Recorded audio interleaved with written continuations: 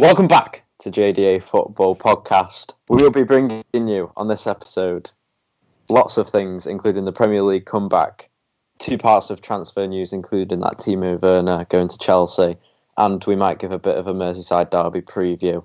So yeah, all that to look forward to in this episode. Audio Jungle. Firstly, starting off with this Astonvilla versus Sheffieldunited 0-0 game. Only one man to go to. We'll talk about what happened in a minute. But yeah, Joe, what did you think of the game as a whole? So, we dominated that game, and I'm buzzing after it. We came out of that tunnel and we were raring to go. Unfortunately, there was a very controversial moment spoiling that game, ruining that victory for us. Victory, it would have been a draw, but we'll see. Basically, they had a goal opportunity, they shot, and our keeper saved it. Goal line technology failed, and well, there's a lot of controversy about whether or not that was a goal or not. I don't know if we can actually show you the clip because it might be copyrighted, but he caught the ball and kind of stumbled back into his own net, into the side netting, and then as quickly as he could got back onto his line, and he was like, no, it didn't go in. The referee didn't have any goal line technology, so he looked at his watch and was tapping his watch saying no, it wasn't a goal. Personally, I thought it was an easy shot for the keeper to save, for Nyland to save, and I'm really disappointed that he stumbled so much for that, because he's been phenomenal all throughout this season. It just shows that he's a bit rusty, because he did not look confident in goal at all. I don't know what you guys think about it, but I'm happy that it was disallowed, and I'm disappointed in Nyland. So if I read what this Hawkeye, which is basically goal line technology, I think, and the cameras around, this is the statement that they've said after the game. So they've said, during the first half of Aston Villa versus Sheffield United at Villa Park, there was a goal line incident where the ball was carried over the line by Aston Villa goalkeeper Nyland. The match officials did not receive a signal to the watch nor earpiece as per the goal decision system, JDA protocol. The 7 cameras located in the stands around the goal area were significantly occluded by the goalkeeper, defender and goalpost. The level of occlusion has never been seen in over 9,000 matches that the Hawkeye goal line technology system has been in operation. So yeah, that's what they've come out and said. So they've said it was blocked by players, basically. Yeah, so it's a free kick. Oliver Norwood's Sheffield United centre mid. He's put a ball in. Nobody's got to it. Nyland's got it. But I thought at first he was getting pushed into the net, but he wasn't. He just fell back. So he's sort of gone into the netting, hasn't he? Yeah, he went into the netting to try and steady himself, I think.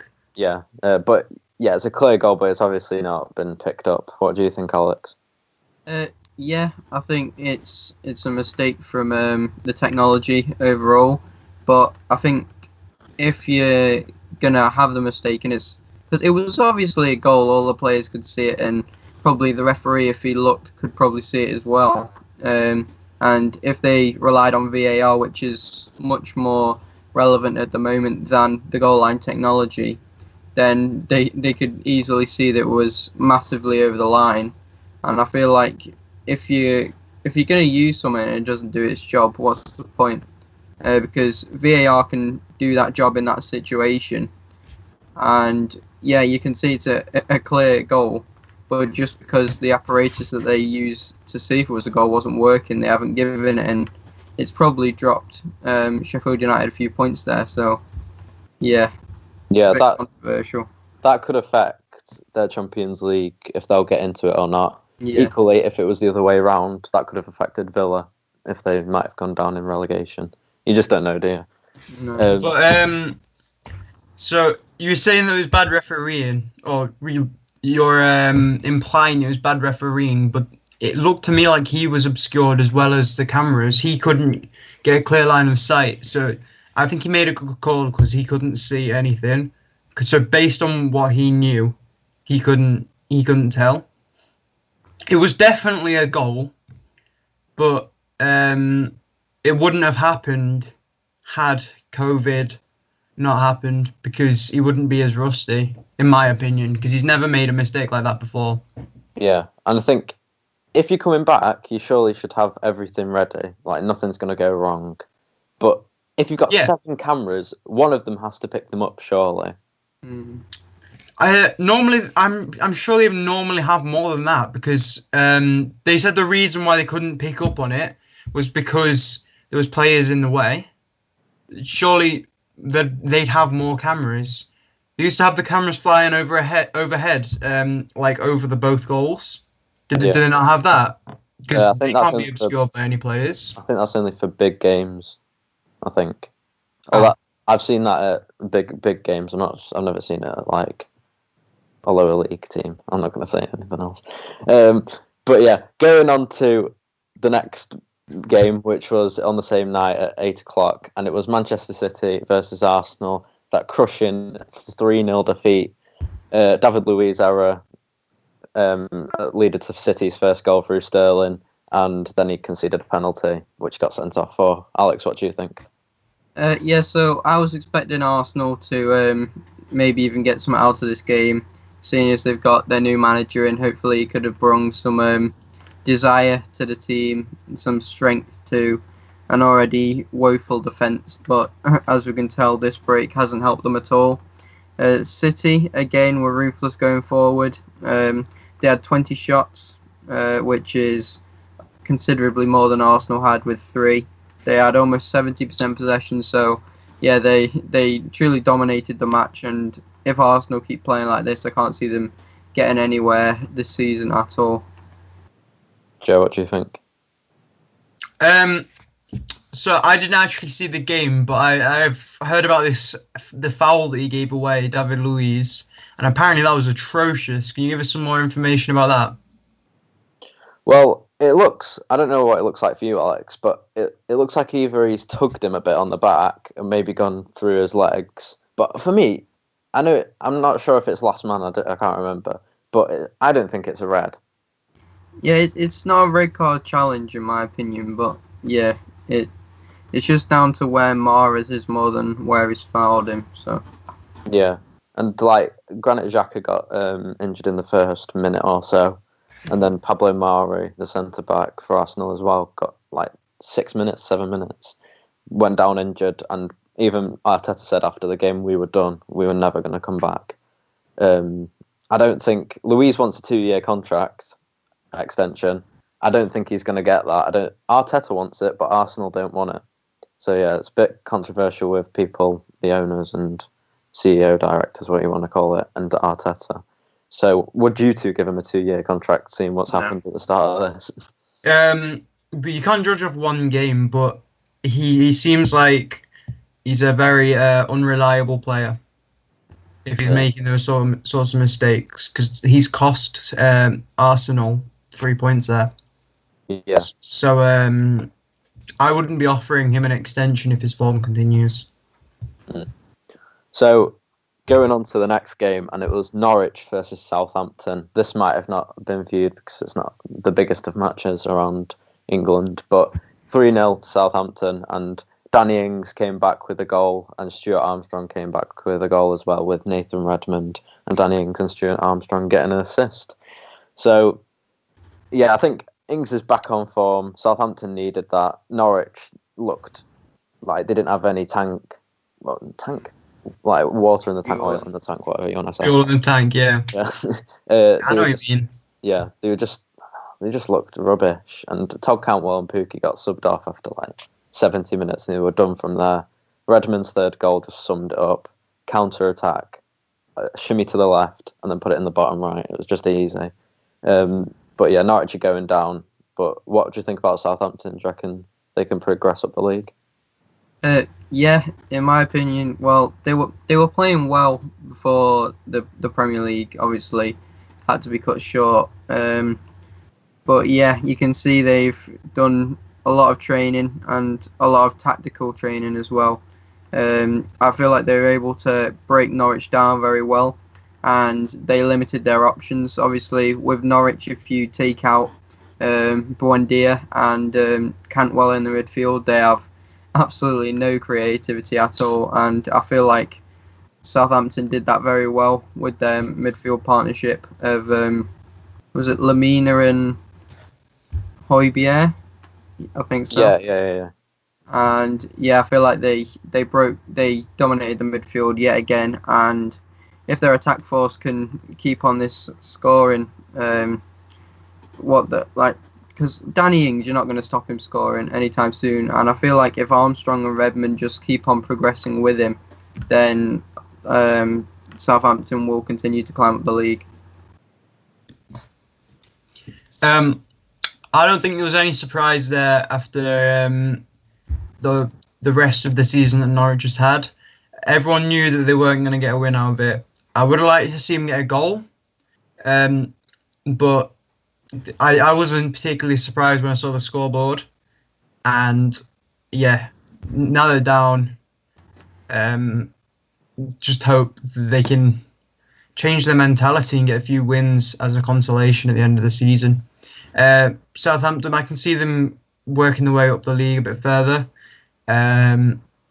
Hopefully, not much further than us. I'd like to come out ahead of them. That's all I have to say about it, really. Right, so there's a big dip between the relegation zone. There's like a ton of clubs. I think it goes as far as Brighton in the relegation battle. And then Arsenal, I think it is, or Palace maybe, could even get into a Champions League spot. Yeah. But I think going on to this next game, and we got robbed here. I think we got robbed personally. And it's Tottenham versus Manchester United, 1-1. I'm going to start this off. I think Tottenham had 3 good chances. They weren't really good chances, but one of them they scored through Bergwijn. I don't know what Maguire was doing there. He looked like a fridge. He moved inside. Firstly, it's not even... He looked like a fridge? Yeah, he moved like a fridge. It was so slow. Luke Shaw, it's not even his fault. He dribbles past...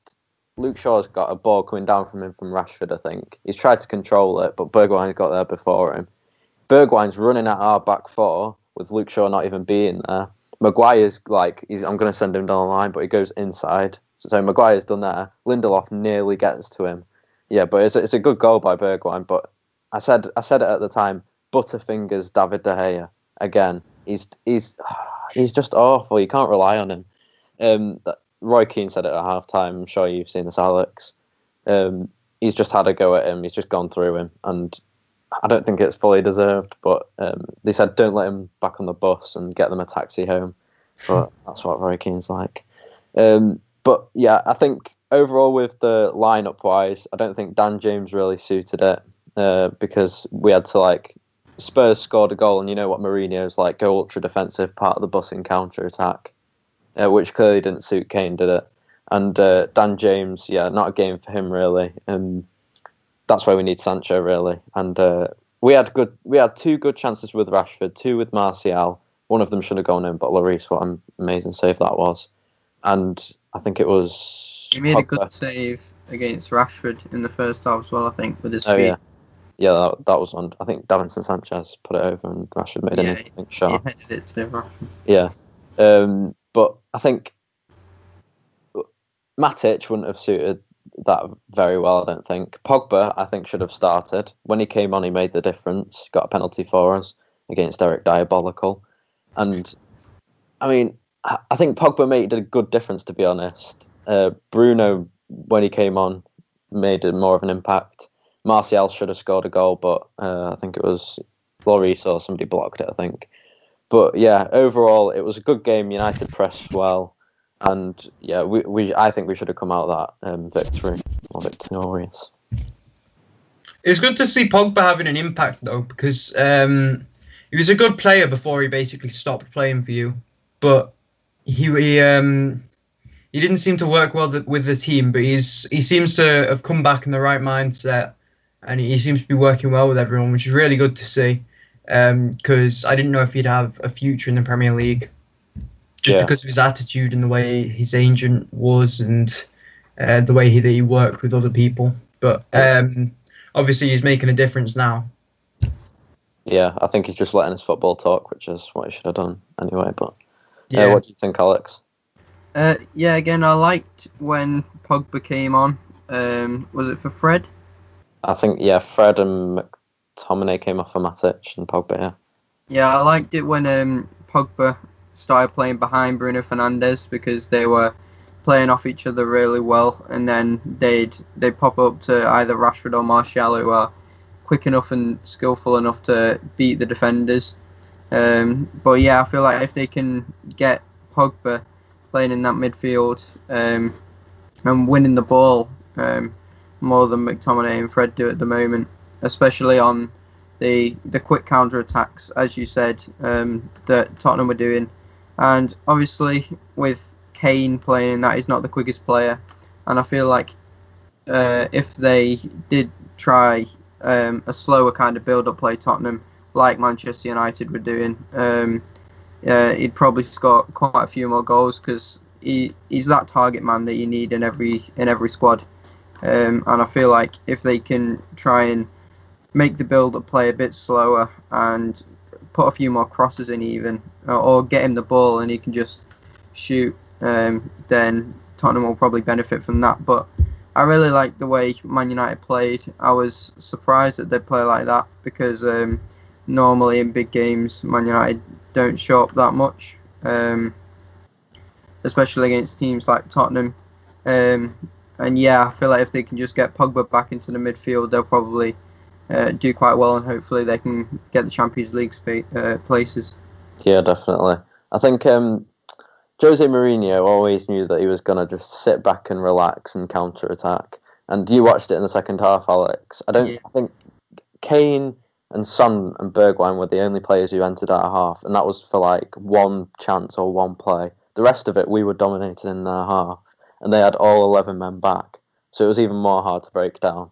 Yeah, it's a lot of teams struggle to play against part of us. I know we do, United do, and Liverpool do most of the time. But yeah, you just need to figure out a way how to break that down without spending ludicrous amounts of money like City. I don't think any team's going to be able to break it down anytime soon.